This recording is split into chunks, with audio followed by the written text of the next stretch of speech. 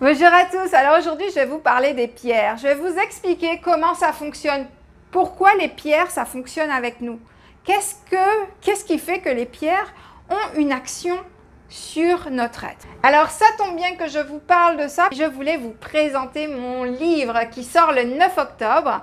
Donc il est déjà en pré-vente. Donc si vous êtes intéressé, je vous explique plein de choses. La première partie, j'ai voulu vous transmettre autant d'informations que possible. Dans la deuxième partie du livre, je vous explique 50 pierres. Donc sur le plan spirituel, sur le plan physique, sur le plan mental, etc.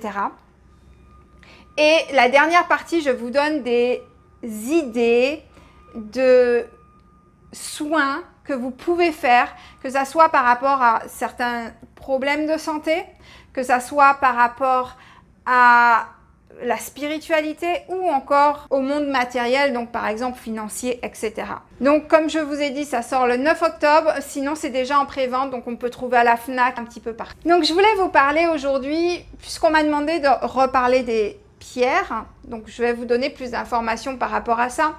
Mais aussi, il y a quelqu'un qui a écrit dernièrement sur une de mes vidéos, donc une vidéo qui date de 2 ans je pense. La personne a écrit les pierres ça fonctionne pas, c'est purement commercial et donc du coup je n'en veux pas. Alors c'est une croyance limitante que cette personne-là a. Et malheureusement pour elle, elle se prive des bienfaits de la terre. C'est comme si elle disait je ne vais pas manger de basilic parce que le basilic ne fait rien du tout pour moi et du coup je ne vais pas en manger parce que de toutes les façons c'est que de l'herbe. Alors que le basilic a d'énormes vertus et c'est pas seulement une pomme ou une orange qui a des vertus sur nous. D'accord? Donc c'est un petit peu, voilà, un petit peu tiré par les cheveux mon exemple, mais c'est pour vous montrer que on peut très vite se limiter mentalement. Alors tout est énergie, d'accord? Il faut comprendre ça. Tout est énergie, donc forcément, si tout est énergie, tout a une influence sur nous. C'est-à-dire qu'on est tout le temps en communication. On donne des informations, on reçoit des informations. Je ne suis pas, par exemple, pour le troc au niveau des vêtements, parce que, ou même des bijoux, ou des choses matérielles. Pourquoi? Parce que si une personne a vécu des choses très négatives, par exemple en portant des bijoux, mais vous allez récupérer l'information qui se trouve à l'intérieur du bijou, qui est un résumé de ce que la personne a vécu pendant qu'elle portait le bijou, par exemple. Donc c'est vraiment, il faut faire attention. Alors tout le monde ne vit pas des choses négatives. Je ne suis pas contre le troc à 100%, mais il faut vraiment faire attention quand vous achetez des choses qui ont déjà été utilisées, des bijoux, des vêtements, même des meubles. Si l'environnement était extrêmement négatif, vous emmenez cette négativité-là chez vous. Donc ça, c'est quelque chose qu'il vous faut savoir, d'accord? Maintenant, par rapport aux pierres, donc je reviens aux pierres. Par rapport aux pierres, les pierres, en fait, ont une information bien spécifique. Donc, je vais vous donner un exemple. Si on prend l'orange et on prend une carotte, d'accord? La carotte vous donne de la bêta-carotène.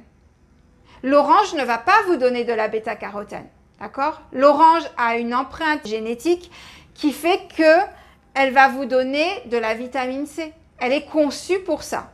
La carotte est conçue pour vous donner de la bêta-carotène. Elle ne va pas vous donner du zinc s'il n'y a pas du zinc à l'intérieur. Donc les pierres, c'est exactement la même chose. Les pierres ont une empreinte énergétique.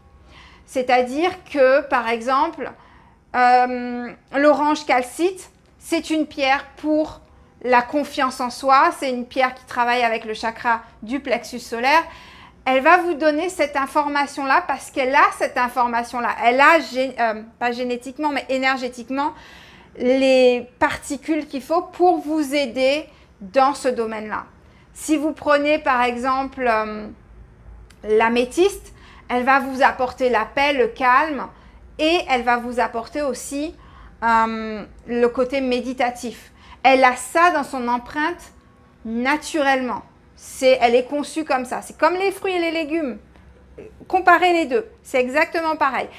Tout a une information, une empreinte énergétique qui lui est propre. vous, en tant qu'être humain, vous avez une empreinte énergétique qui vous est propre. Vous ne ressemblez pas à vos frères et sœurs, vous ne ressemblez pas à vos parents. Je veux dire, dans le caractère, vous n'êtes pas à 100% pareil. Vous avez votre propre empreinte énergétique par rapport à votre âme, par rapport à votre biologie, par rapport à plein de choses différentes. D'accord? Les pierres, c'est exactement la même chose. Maintenant, ce que les gens ne comprennent pas, c'est que, et d'ailleurs, c'est ce que j'explique dans la première partie du livre, quand vous rentrez en connexion avec une pierre, elle n'aura pas forcément les mêmes impacts sur vous que sur votre voisin. Tout simplement parce que c'est deux énergies qui rentrent en combinaison. Votre énergie est particulière. L'énergie de la pierre toute seule a une empreinte bien spécifique. Mais une fois que les deux énergies rentrent en connexion l'une avec l'autre, du coup, il y a une nouvelle énergie qui se crée. Et du coup, ça ne sera pas la même chose pour X et Y. C'est vrai que, voilà, la métiste, elle va apporter de la paix, de la sérénité. C'est une pierre de méditation. Mais peut-être chez quelqu'un, un enfant qui est très sensible. D'ailleurs, j'ai une amie qui me l'a dit. Si tu regardes ma vidéo, tu vas te reconnaître. Sa fille ne supportait pas la métiste. Pourtant, c'est une pierre qui est recommandée aux enfants.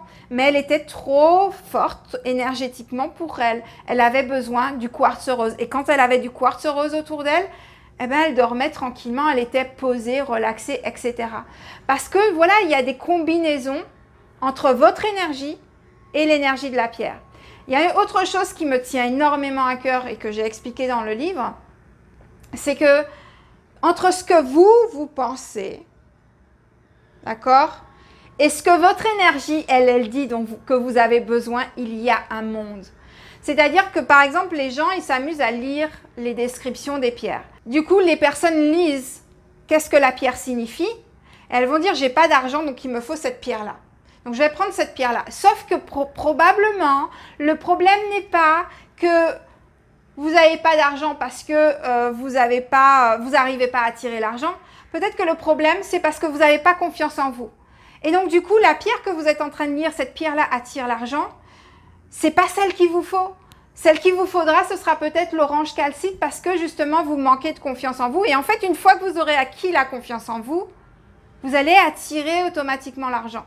Vous voyez ce que je veux dire? C'est extrêmement important parce que c'est ce qui est très, très mal compris par la majorité des gens. C'est que, entre votre énergie et votre mental, il y a un énorme fossé. D'accord?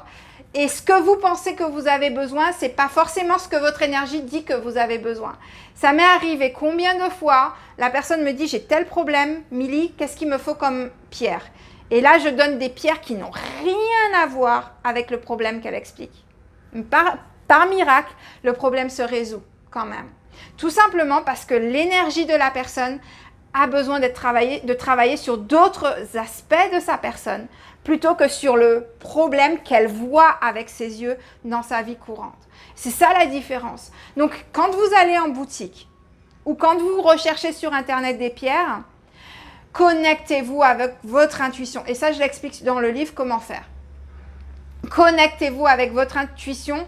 Ne lisez pas les référencements nécessairement. Vous pouvez lire les référencements si vous faites, par exemple, des grids.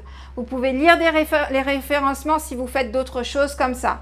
Mais si vous portez les pierres sur vous, allez-y avec l'intuition. Votre aura saura exactement de quoi vous avez besoin. N'y allez pas avec les yeux non plus. Ah, ça c'est joli, je veux ça parce que c'est joli. Ça, c'est ce que j'entends très souvent. Allez-y avec votre instinct.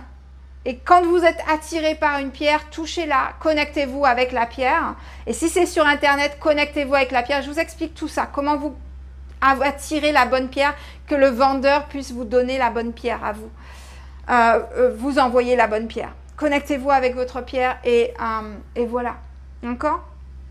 Mais les pierres, ça fonctionne. J'utilise ça depuis plus de 20 ans. Je peux vous dire, ma première rencontre avec, c'était une aigle marine. Pierre, d'ailleurs, c'est ma pierre fétiche. Ça fait 20 ans. Ça fait 20 ans que, plus de 20 ans maintenant, que les pierres et moi, c'est une histoire d'amour. Et j'ai fait trop de tests avec les pierres pour savoir que ce n'est pas juste mental.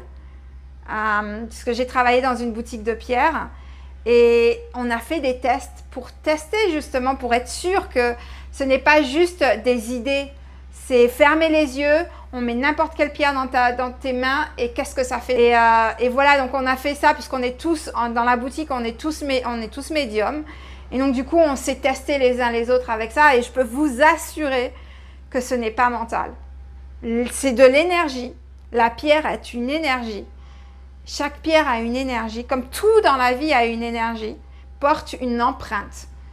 Et vous avez cette empreinte-là qui a une interaction avec votre aura, qui vous apporte des informations. Donc, si vous n'étiez pas trop pierre, essayez, testez. Allez-y avec l'intuition et pas avec le mental.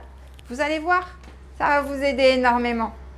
D'ailleurs, pour la petite histoire, j'ai offert, en fait, j'ai une copine, j'ai ma coloc en fait, qui voulait offrir quelque chose à sa sœur. Elle m'a dit les problèmes que sa sœur avait et je lui ai conseillé la pierre de lune.